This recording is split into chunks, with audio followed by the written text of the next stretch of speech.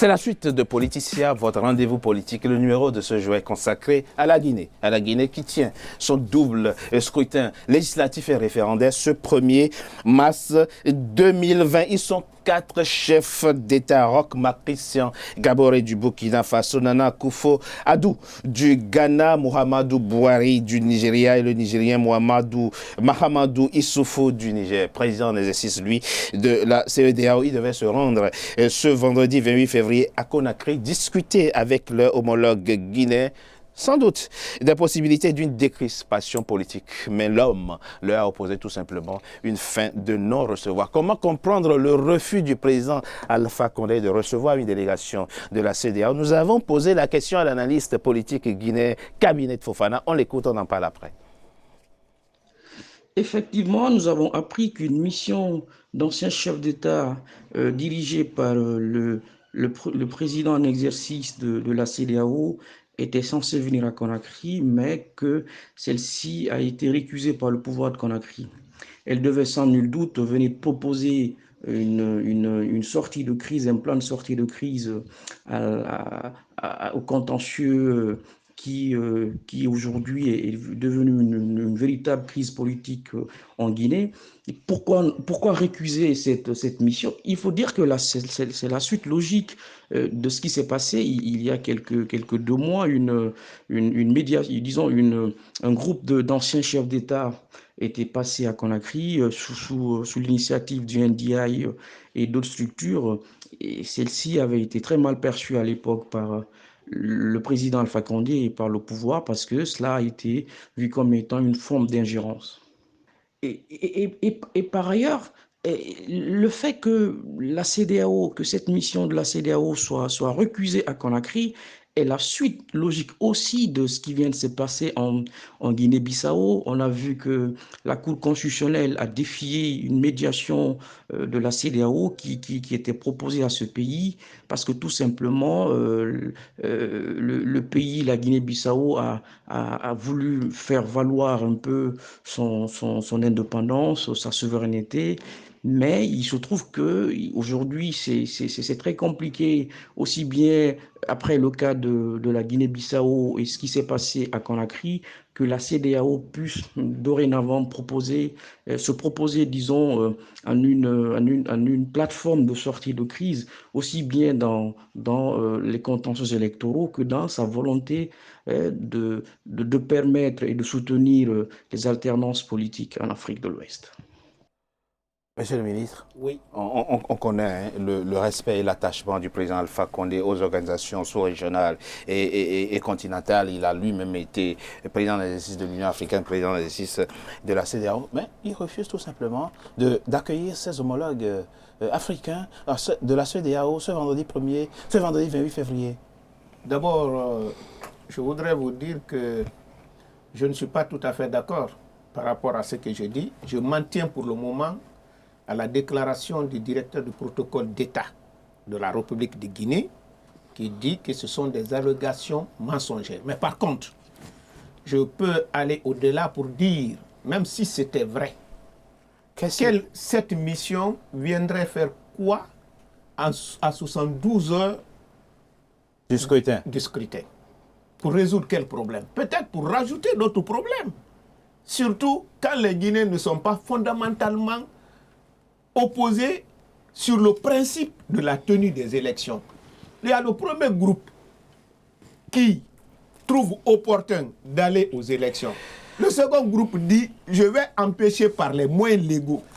Et c'est un droit consacré à chaque citoyen de pouvoir exercer son droit dans le cadre du droit. La CEDEAO aurait tout simplement demandé à chaque acteur de respecter ses engagements. C'est ce que vous auriez attendu de la CEDEAO. Oui, cela ne nécessite pas le déplacement des chefs d'État.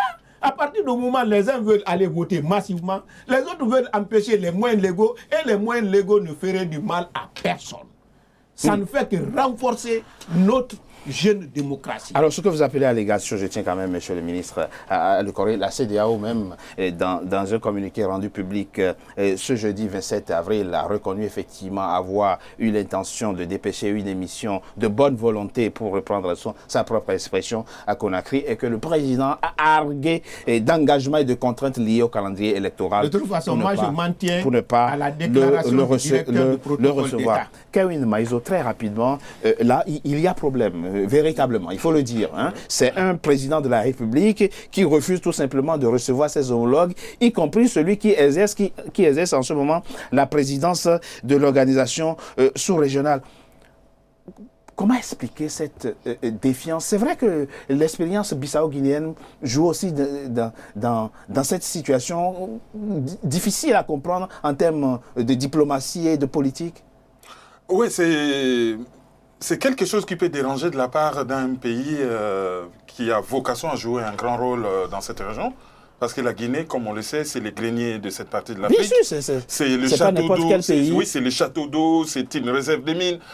Quand le président parle de contraintes liées au calendrier électoral, mais cette visite, c'est dans le cadre justement des élections.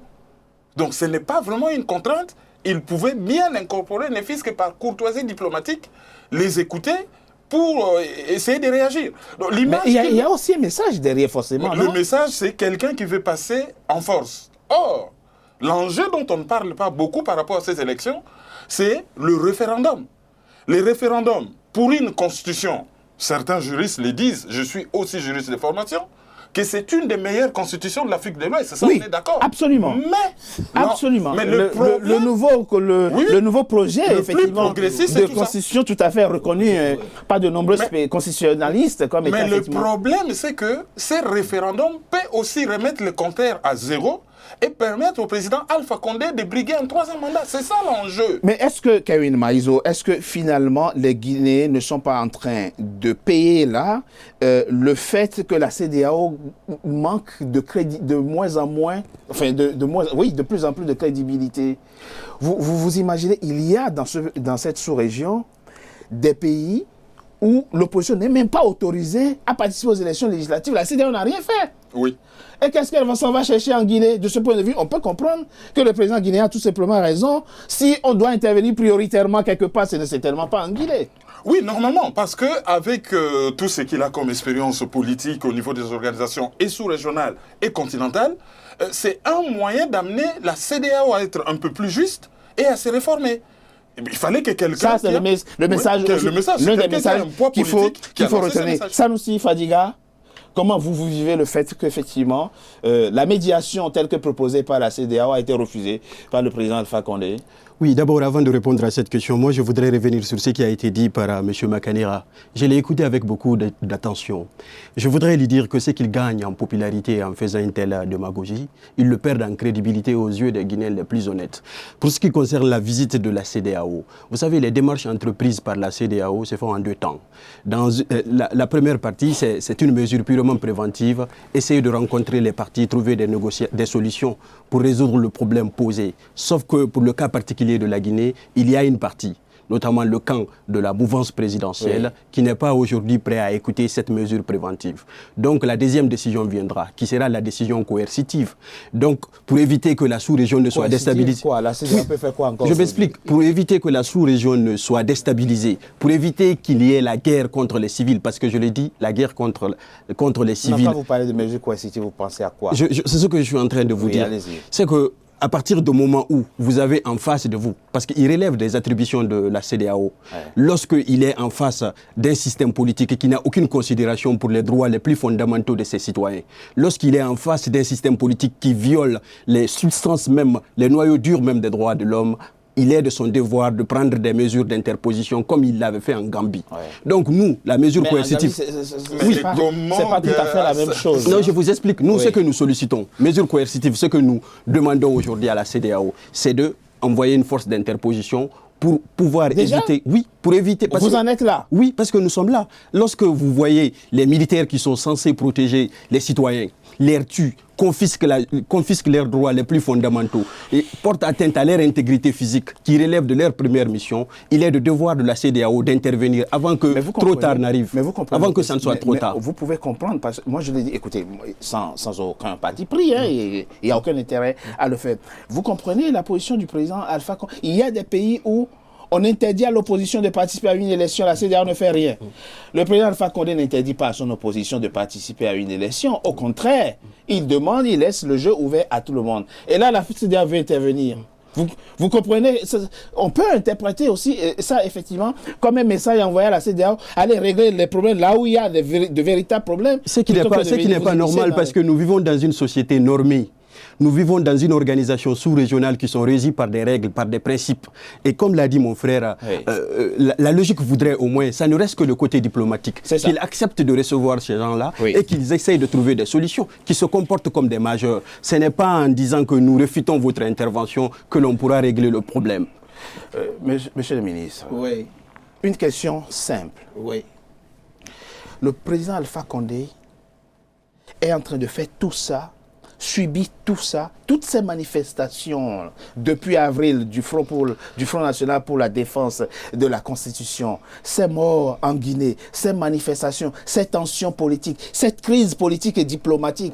Le président est en train de subir tout ça de façon désintéressée. Il n'a aucun intérêt derrière. Pourquoi se bat-il pour un référendum s'il n'y a aucun intérêt? Vous comprenez ma question? Oui, je comprends. Vous-même, vous venez de dire qu'il s'est battu pendant 40 ans, opposant historique. Oui, c'est lui qui l'a dit. Et ce n'est pas faux. C'est pas faux. Oui, c'est vrai. Donc, il le fait pour la Guinée. La Guinée est au-dessus de lui. Non. Il le fait pour la Guinée. Et la Guinée est au-dessus de lui. Oui, je ne comprends pas. Expliquez-moi. Pour être plus clair. Allez-y, s'il vous plaît. Plus clair. Parce que vous comprenez l'enjeu. Oui. Ce qui est derrière cette question, vous comprenez? Oui. Pour être plus clair. Oui. Quand on dit la Guinée, c'est la population guinéenne. La majorité de cette population guinéenne qui exige du président de la République l'établissement d'une nouvelle constitution. Et puisque le président de la République, il s'est engagé à écouter son peuple. Le prochain président pourrait le faire. Non, le président ne crée pas un précédent fâcheux. Parce que je vous ai écouté. Oui, allez-y. C'est-à-dire que vous ne comprenez pas le danger de ce que vous êtes en train de dire. Hein. C'est très dangereux. Non, moi je vous dis. Ce que vous venez de dire. Qu'est-ce que j'ai dit de dangereux? Quand vous dites le prochain va le faire. Ben oui, pourrait. Vous êtes dans un pays où il s'est trouvé deux camps. Un camp veut une nouvelle constitution. Et un autre camp ne veut pas. Un autre camp ne veut pas. Oui. Vous dites non. Puisque vous voulez cette fois-ci, vous n'aurez pas cette fois-ci. C'est la prochaine fois, quand les autres vont vouloir, on va faire. En ce moment, et ceux qui ont été brimés cette fois-ci, et c'est dans leur droit. On est d'accord. La question peut se poser comme ça. On est d'accord. La véritable question qu'on devait poser, c'est une question de la transparence et l'équité des élections. Mais vouloir dire qu'on ne doit pas aller au référendum, ça, personne je crois ça c'est de la personne ne l'a dit. Et vous avez tout à fait raison. C'est vrai. Je vais revenir. Vous savez, Fadiga m'a traité de démagogue. Je le suis. Je le dis. Ces émissions ne l'apportent pas. Il se présente juriste, mais quand il parle, c'est comme quelqu'un qui n'a même pas entendu le mot droit. Quand on dit mesure coercitive d'une institution, on commence par voir le mécanisme pour réaliser ces mesures. Je voudrais qu'il me cite les institutions de la CEDEAO qui permettent à ce niveau-là de mettre des mesures coercitives par rapport à un contentieux électoral national. Le président Condé n'est pas obligé le droit. Mais lorsqu'on n'a pas d'argument, on n'a pas de niveau, on préfère insulter les gens. Vous voyez, c'est pathétique comme attitude. C'est eu égard à toutes ces remarques-là. C'est eu égard à toutes ces remarques-là que j'ai dit. C'est qu'il gagne en démagogie parce qu'il n'a pas besoin. Écoutez-moi bien, monsieur. Écoutez-moi bien. On ne va pas rentrer. J'ai dit. On va tempérer le débat. J'ai dit qu'il n'a pas besoin. Vous me laissez parler. Vous avez suffisamment de temps de parler. Vous vous rappelez. Écoutez-moi bien. Vous avez eu suffisamment de temps de parole. Vous me laissez parler, s'il vous plaît. Et non pas ceux qui discutent des personnes. Vous m'avez entendu parler. Vous avez suffisamment eu le temps de dire ce que vous pensez. Donc, avec tout ce que vous avez raconté comme préjugé, je ne vous ai pas interrompu. Il parle de changement de la Constitution. J'espère qu'on ne va pas changer la Constitution autant que lui, il avait changé sa veste, parce qu'il y a de cela 3 ans. Il a changé la veste 3 fois. Non, mais, donc, pour revenir à ce que je voudrais dire, le problème aujourd'hui, ce qui préoccupe, ce qui est l'enjeu de tout ce que nous venons de dire ici, là, c'est que la finalité, c'est que le professeur Alpha Condé veut s'octroyer un 3e mandat. Ça me rappelle de la citation de Jean-Pierre Raffarin, qui a une expérience professionnelle avérée, parce qu'il a été le maire et il a été le chef de gouvernement. Il dit que les élections ne règlent pas le problème. Nous avons participé aux élections en 2010. En espérant que le président qui va être élu sera capable de régler les difficultés dont nous sommes confrontés. Nous avons participé aux élections législatives, nous avons participé aux élections communales en pensant que les conseils communaux qui seront élus seront capables de résoudre les problèmes des différentes collectivités territoriales. Mais la question que moi je me pose aujourd'hui, la question que je voudrais que nous posons ici, c'est de savoir est-ce que ces différentes élections-là ont réglé les problèmes de la Guinée. Est-ce qu'Alpha Condé a été capable de nous donner l'eau et l'électricité? Est-ce qu'il a été capable de rendre effectif la jouissance de nos droits civils et politiques? C'est pas vrai.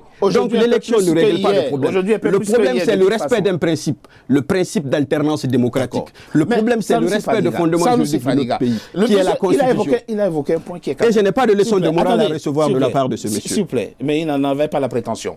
Mais c'est ce qu'il a fait tout à l'heure, là. S'il remet en cause... S'il vous plaît, monsieur Fadiga Sanoussi, il dit quelque chose qui est capital. Il dit, mais il y a une partie des Guinéens, et c'est vrai, qui veut une nouvelle constitution.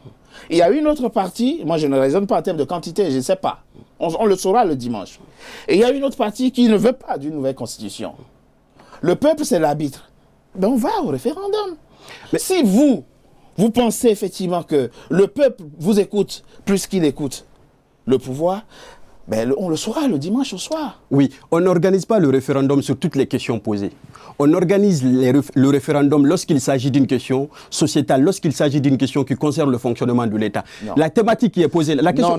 Je m'explique. Monsieur Fadiga Sanoussi, on ne va pas revenir sur la question de la légalité ou non. C'est pour dire que la question, elle ne se pose pas. La Constitution guinéenne ne liste pas les thématiques par rapport auxquelles il faut aller au référendum. C'est pour vous dire que cette question, elle ne se pose pas et elle ne doit pas être posée. Aller au référendum par rapport au changement de la Constitution. Dans la mesure où la Constitution que nous défendons ici, elle est claire là-dessus. Elle estime que le président de la République, la thématique qui va être soulevée comme question, il est élu pour une durée de 2 ans.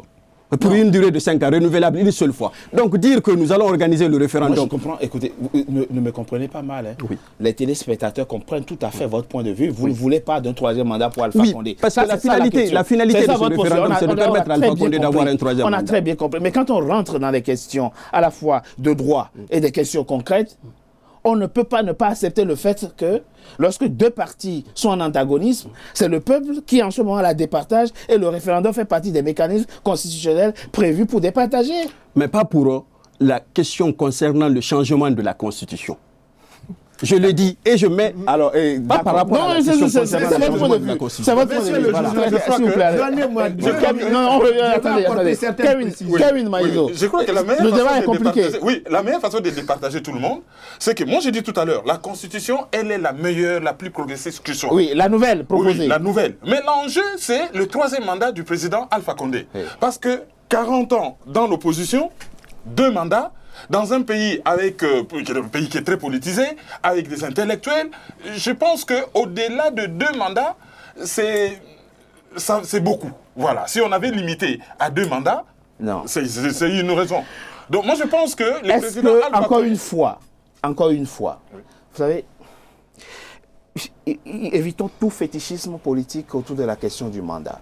Est-ce que ce n'est pas plutôt la fiabilité du scrutin même qui est le cœur du débat? Oui, mais avec un fichier corrompu, les résultats seront contestables et contestés. C'est ça le souci. Je propose qu'on marque une coupure sur le retour dans quelques instants pour la suite de notre émission. A tout de suite.